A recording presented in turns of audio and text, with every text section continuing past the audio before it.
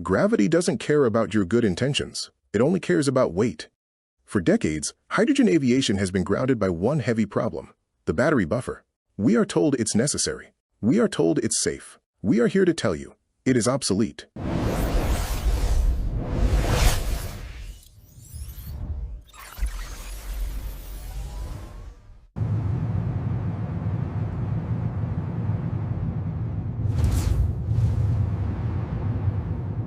For decades, we've heard it, right?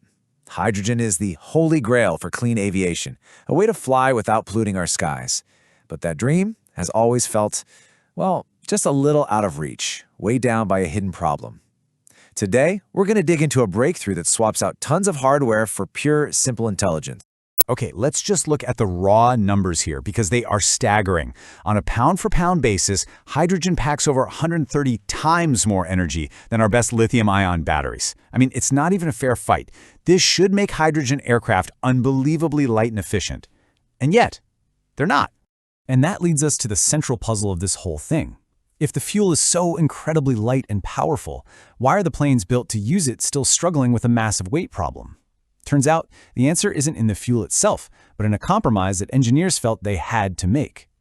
To solve this mystery, we've got to look at the safety net that's built into every hydrogen powertrain flying today. And here's the irony. That safety net has become an anchor holding the entire industry back. So, meet the unseen villain, the battery buffer. It's this huge, heavy battery pack that doesn't even provide the main power for the plane. Nope. Its one and only job is to jump in for just a few seconds during moments of high demand. Think takeoff or reacting to a sudden burst of turbulence. For a long time, the industry just kind of shrugged and accepted this solution, adding tons of dead weight to every single aircraft and calling it a necessary evil. But what if it isn't necessary at all? What if it's just a clumsy patch for an old way of thinking? See, the real issue here has nothing to do with a lack of power from the fuel cell. It's a problem of time. It's all about how fast the system can actually respond to what the pilot is asking it to do. This is the big one. This is the critical failure that battery is there to prevent: oxygen starvation. When a pilot suddenly jams the throttle forward for more power, the fuel cell needs more air, like right now. If the air compressor can't spin up fast enough, the whole system just chokes and the voltage collapses. In the air, that's absolutely catastrophic. And this slide shows you exactly why that lag happens. Old-school systems use something called a PID controller. The key thing you need to know is that it has to wait for the voltage to actually start dropping before it even realizes there's a problem. It reacts to the error after it's already happening. That delay, that tiny gap between the pilot's command and the system's reaction, that is the entire reason the heavy battery needs to be there. But what if you could just eliminate that delay? What if you could act before the problem even starts? Well, this is where our hero comes in, a new software control system called Bangsaen Core that just completely rewrites the rules.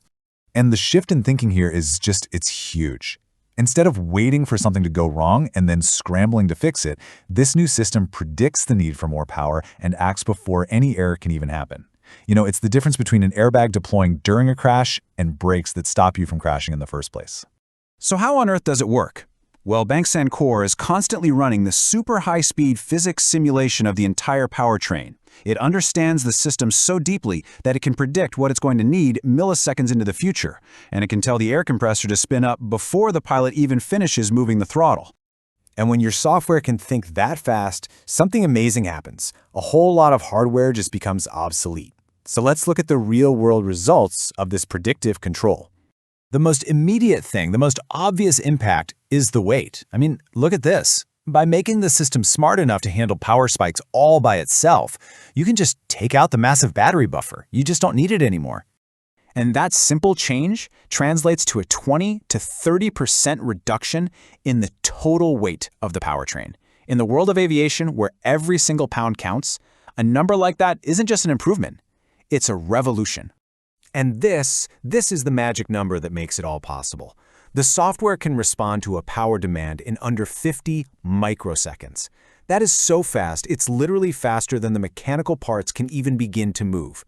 It effectively makes the fuel cell an instantaneous source of power. There's simply no lag to buffer against.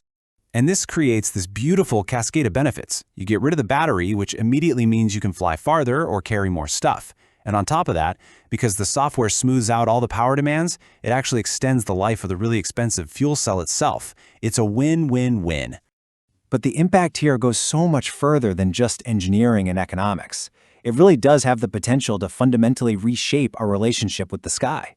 Because without burning any jet fuel and without needing these huge hybrid battery systems, the only thing that comes out of the back of this engine is pure water. That's it. The contrails you see in the sky are literally just tiny man-made clouds. Just let that sink in for a second. This isn't just about reducing harm or being carbon neutral. This kind of technology could turn aviation into a functioning, healthy part of the Earth's water cycle, just like rivers and rain. It turns out the real barrier to clean flight was never the fuel. It was our reliance on heavy, clunky, reactionary hardware. This leap forward shows us the future isn't about building bigger batteries, it's about writing smarter software. We don't have to fight gravity with batteries. We can fight it with code.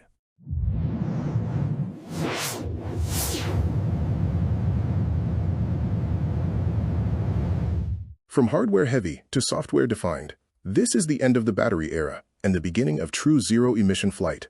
Welcome to the future of propulsion. This is Bangsaen Core,